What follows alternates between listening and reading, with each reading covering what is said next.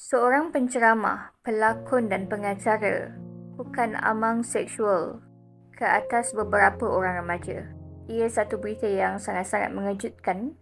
Dalam isu kali ini, saya tidak mahu mengulas berkenaan dengan perkara tersebut. Serahkan kepada pihak berkuasa untuk melakukan siasatan sebab dakwah itu pun sudah ditahan reman oleh pihak polis. Cuma dalam video kali ini, saya ingin menerangkan berkenaan dengan sexual grooming. Kerana kita sering mendengar berkenaan dengan keganasan seksual. Cuma untuk isu sexual grooming ini, ramai yang begitu skeptikal. Ada yang cakap, kalau tak suka kena sexual grooming, kenapa mangsa layan juga, kenapa mangsa membenarkan, dan macam-macam isu lagi. Oleh yang demikian, saya ambil kesempatan ini untuk menyampaikan kepada masyarakat berkenaan dengan sexual grooming itu supaya orang sedar bahawa isu sexual grooming ini bukanlah satu benda yang very simple, straightforward macam kes rogol. Ia merupakan isu yang sangat-sangat complicated. So, bersedia untuk part 1, part 2, sampailah part keberapa sekalipun, sehingga saya rasa saya dah lepaskan everything dan sampaikan apa yang terbuku dekat hati saya kepada masyarakat berkenaan dengan isu sexual grooming. Apa yang masyarakat perlu faham bahawa sexual grooming ini boleh terjadi kepada sesiapa sahaja. Tidak kira lelaki maupun perempuan, mereka yang bekerja ataupun tidak bekerja, status sosial, taraf pendidikan, kecil, besar, remaja, orang tua, isteri orang, single, janda, duda. Ringkasnya, semua orang tidak terkecuali terdedah dengan sexual grooming. Akan tetapi, bagi mereka yang lebih mudah untuk terdedah dengan sexual grooming ini adalah dalam kalangan mereka yang mempunyai masalah. Terutamanya mereka yang berhadapan dengan emotional struggle, masalah perhubungan dengan ibu bapa, ini terutama untuk kanak-kanak dan golongan remaja. Bagi mereka yang berhadapan dengan masalah dengan pasangan mereka, dan mudah juga berlaku kepada anak-anak yang diabaikan oleh ibu bapa. Pada saya, sexual grooming adalah satu bentuk pengkhianatan terhadap pure love yang dialami oleh mangsa kepada pemangsa. Tidaknya daripada mangsa ini merasakan bahawa itu adalah perasaan sayang dan perasaan cinta yang benar-benar mereka letakkan pada diri mereka untuk pemangsa. Ia adalah satu perbuatan yang jijik dan cukup kotor dilakukan oleh pemangsa ini tadi, dan ia tidak dilakukan dalam sebulan dua. Biasanya berlanjutan dalam tempoh beberapa tahun.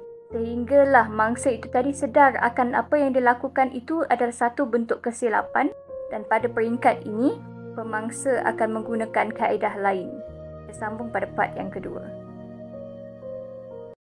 Macam saya cakap dalam part yang pertama tu, amang seksual ini tadi adalah satu bentuk pengkhianatan kepada perasaan sayang dan cinta yang terdapat pada mangsa untuk pemangsa. Dan untuk part yang kedua ini, bagaimana mangsa boleh mempengaruhi ataupun memanipulasi mangsa ini tadi untuk dilakukan sexual grooming. Macam saya cakap pada part yang pertama juga, mangsa-mangsa ini terdiri daripada mereka yang mempunyai masalah, mempunyai emotional struggle. Mereka yang berhadapan dengan emotional struggle ini memerlukan orang untuk mereka bercakap, orang yang mereka percaya, dan orang yang boleh memberi perhatian kepada masalah yang mereka nak luahkan. Dan di sinilah pemangsa akan mengambil kesempatan. Ingat pemangsa ini orang yang sangat-sangat sabar. Pada kebiasaannya, pemangsa mempunyai karisma yang tersendiri. Saya terangkan ciri-cirinya. Tapi tak semestinya orang yang ada ciri-ciri ini akan melakukan amal seksual, okey? Ciri-ciri yang terdapat pada pemangsa kepada sexual grooming ini tadi mempunyai karisma. Sehingga walaupun hanya pertama kali berjumpa dengan mangsa, mangsa boleh rasa selesa, rasa selamat, rasa disayangi dan merasa dilindungi. Hebat kan? Dan effort yang dibuat oleh pemangsa ni bukan calang-calang effort. Kalau mangsa ada masalah daripada segi kewangan, mereka sanggup providekan pertolongan kepada mangsa-mangsa ini tadi dan memastikan mangsa merasa bahawa diri mereka adalah insan yang istimewa. Pada peringkat ini akan berlaku amang seksual tak? Belum lagi. Ini hanya peringkat permulaan di mana pemangsa cuba menjadi dominan, menjadi satu-satunya orang tempat mangsa bergantung. Bergantung daripada segi apa? Kalau dia hebat daripada segi financials, dia akan biarkan mangsa ini bergantung daripada segi financials dan terhutang budi. Kalau ia hebat daripada segi cara memujuk, memberi perhatian dan kasih sayang, mangsa ini tadi akan bergantung daripada segi aspek itu. Jadi macam mana boleh pindah kepada sexual grooming? Ini antara taktik yang mereka gunakan. Pada peringkat awal, pemangsa ini akan memuji mangsa daripada sudut luaran dia. Cuma bijaknya mereka akan memuji benda yang very umum dan memastikan mangsa merasa selesa bila dipuji. Contoh-contohnya, sudah nak habis, saya masuk part yang ketiga. Okey, kita masuk pada part yang ketiga. Macam saya cakap pada part yang kedua tu, mangsa akan menggunakan kaedah pujian kepada mangsa itu tadi. Pujian itu adalah dalam bentuk umum. Contoh, dia akan puji tentang wajah, hidung, bibir, warna kulit, comel, cantik, something like that. Mereka takkan jump to the sexual grooming dulu. Lepas pemangsa nampak macam mangsa ini selesa dengan pujian-pujian ini, di situ mereka akan mainkan peranan untuk bercakap tentang soal seksual. Tetapi bermodalkan ia hanya pendidikan. Untuk kenal mereka ini, mereka tidak menggunakan term-term medical untuk menyampaikan awareness berkenaan dengan sexual educations. Tapi mereka menggunakan bahasa pasar atau bahasa seharian. Bahasa-bahasa seksual atau pendidikan-pendidikan ini tidak lain dan tidak bukan adalah untuk provoke syahwat. Daripada pendidikan seksual, ia berpindah kepada kata-kata lucah, lawak-lawak lucah dan kata-kata yang begitu sensitif.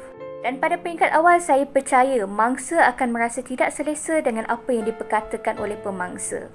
Tetapi kerana pure love, rasa hormat, mereka tidak akan menghentikan pemangsa daripada meneruskannya. Apa yang banyak dilakukan oleh mangsa adalah banyak berdiam. Ada di antara mereka yang mengalami withdrawal, maksudnya ada yang berhadapan dengan depression kerana berperang dengan prinsip mereka, pegangan dan kepercayaan mereka kepada pemangsa ini tadi. Apabila terbiasa dengan pendidikan seksual yang dikatakan oleh pemangsa ini tadi, mangsa akan start dinormalisasikan dengan kata-kata lucah, dengan lawak-lawak lucah, sehingga mangsa tidak merasakan apa-apa salahnya kepada perkara tersebut. Bila dia dah mula bercakap berkenaan dengan pendidikan seksual, situlah bermulanya sexual grooming. Walaupun step atau effort-effort yang awal tadi sebenarnya adalah langkah-langkah daripada pemangsa ini tadi untuk memanipulasi mangsa. Ia tak dilakukan dalam tempoh seminggu, 2 minggu, sebulan, 2 bulan. Ada yang makan bertahun dan mereka akan attack waktu mangsa ada masalah. Waktu mangsa memerlukan belayan dan perhatian daripada kedua-dua ibu bapa, daripada orang terdekat dengan mereka, daripada suami. Saya cakap macam ni kerana ia biasa berlaku dalam masyarakat kita. Bila ada masalah rumah tangga, siapa yang biasa diadukan masalah ini? Anda faham? Dalam video yang akan datang, insya-Allah saya akan kongsikan beberapa taktik yang mereka gunakan untuk mempengaruhi mangsa sehingga menjadikan mangsa ini di bawah kawalan mereka. Kita tunggu pada part yang keempat.